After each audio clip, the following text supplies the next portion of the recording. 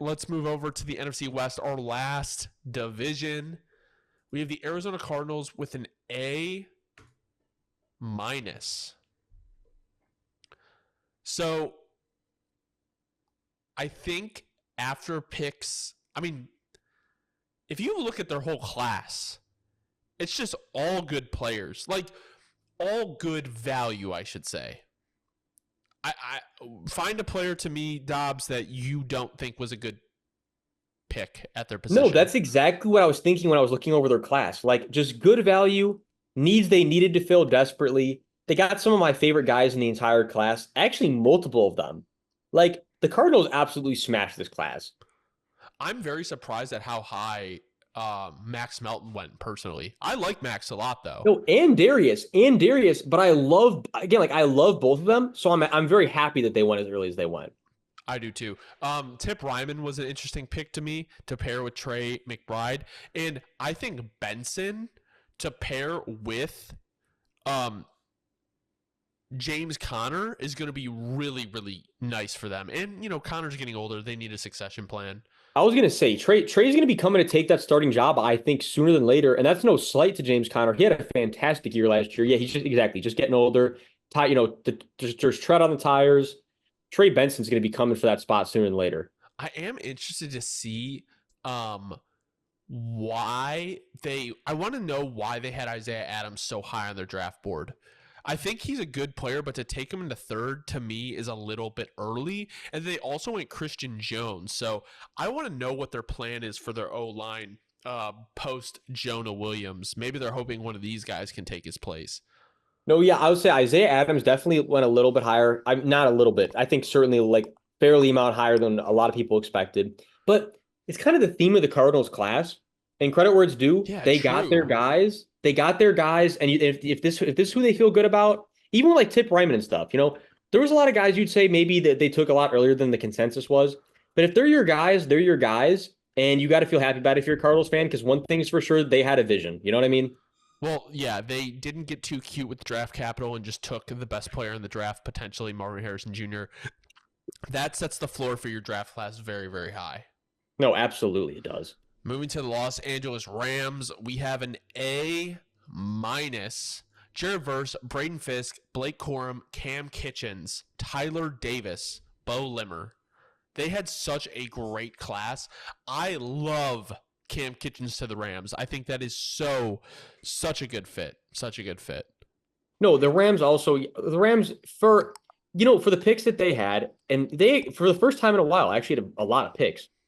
I think the first four or five even absolutely love them. Tyler Davis at pick 196 too, fantastic value. They took the Carter Joshua Cardi. The kicker Joshua Cardi, sixth round. Good value there as well. Definitely, definitely a need that they had. And then Bo Limmer, like you said, at pick 217, fantastic value. I think more than anything, you could say the Chargers, or I mean, not the Chargers, the Rams just got a lot of good late round value. They also got a lot of good early round value. Jared Verse, Braden Fisk, I do believe going to add to this D line so much. And all of a That's what sudden, I was about to say. this D line is just fully revitalized. Oh, yeah. I mean, like, what is it? Kobe Turner, Byron Young, Jared Verse, Braden Fisk. Like, I'm excited to see what the Rams defense looks like, and I really hope Cam Kitchens plays next year as a starter. Well, I don't know if it'll be a starter right away, but I think it was such good value. And I love the way that Blake Corum is going to be able to complement Kyron Williams.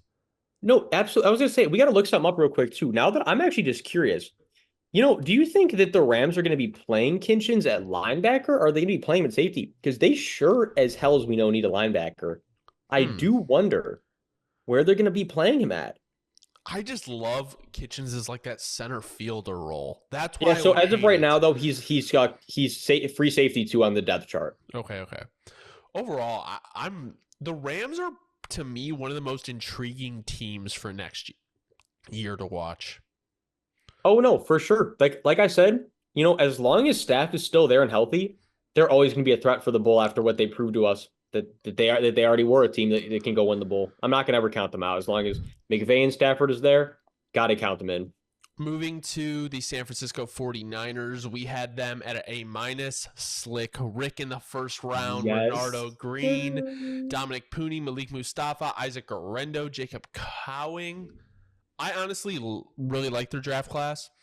I think they just took the best player available, but also, like, I know it's getting like cliche to say, but they just took all the players that kind of stood out within their group, like in their tier. You know what I'm saying? Like, they got the guys at the top of their tier for like running back, offensive tackle, safety, corner, even Ricky Pearsall. I mean, I think we both had him kind of up there in terms of like that tier of receiver where he was the best out of that tier.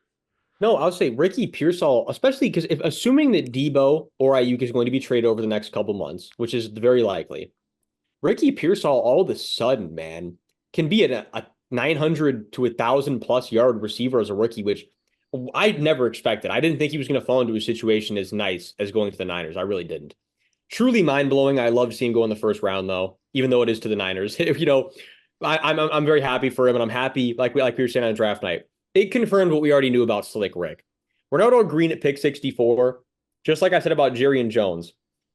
These Florida State corners fell way further than they should have fallen. I think you're getting fantastic value on any of them, anywhere past the first round. Dominic Pooney, great value. Probably potentially a day one starter, truly. Do you think they see him as a succession plan for Colton McKivitz? Is that what they've said?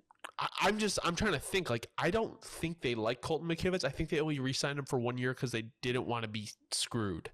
See, I think they're going to just address that next year. I think Pooney's going to be more of a day one starter at one of the guard spots because they didn't have the best guard situation this year. That's what I think, but I could be wrong. I think Isaac Guerrero is going to eat in this offense. I was going to say, dude, if McCaffrey goes down, Guerrero's going to come in and all of a sudden, man, everyone's going to be like, wait a minute. This dude, obviously not McCaffrey, but this dude Guerrero is a fucking hooper, man. Any last thoughts on the 49ers before we move on to our last team? Last thought, Jacob Cowing, Brandon Cooks 2.0. If you guys, no matter which receiver you guys trade, you guys got a loaded receiver. You guys just absolutely cooked with the receivers in this year's class. Moving to the Seattle Seahawks, I really liked the first 2 picks, and then I liked Nehemiah Pritchett as well. But after that, I don't know. Christian Haynes to come in and just reinforce that interior of the offensive line, which they desperately need, and to get him in the 3rd round is really incredible. And then Byron Murphy obviously steals the show. Mike McDonald gets probably maybe the best defensive player in the draft. It's either him or Laiatu, the way I feel about it, but it's a 50-50 as of right now. Falling to 16 though should be a crime. I mean, to pair him with Leonard Williams, they're just going to complement each other so well in the fact of how are you going to really block that? Oh yeah, Byron Murphy one-on-ones. Oh, it's going to be scary over there. It's going to be real scary, especially with Uchenna Nwosu on this side, Boye Mafe on this side. That 4-man pass rush is going to be scary. So overall, how do you feel about the Seattle Seahawks draft class? It was rock solid. Like I said, I loved Pritchett in the 5th round, fantastic value. Christian Haynes in the 3rd round, fucking money, dude. Absolute money. I think the main thing with the Seahawks is Byron Murphy, Christian Haynes, great players, right? I think they're going to do instant impact for the Seahawks. It's just the rest of the names don't really jump out at you at all in terms of like value for where they got them. It's kind of like, yeah okay. Yeah, no, I was just going to say that it is a class that is very much carried by the top half of it. That much is definitely something we agree on 100%. I'll say AJ Barner, getting yourself a damn good blocker. The run game's going to improve immediately. But yeah, other than that, I agree with you where they maybe could have had better use of the later round picks. But I get it though. They're Seahawk guys. They're going to find a role for them. And they definitely went more defensive heavy with the new defensive head coach. It makes sense.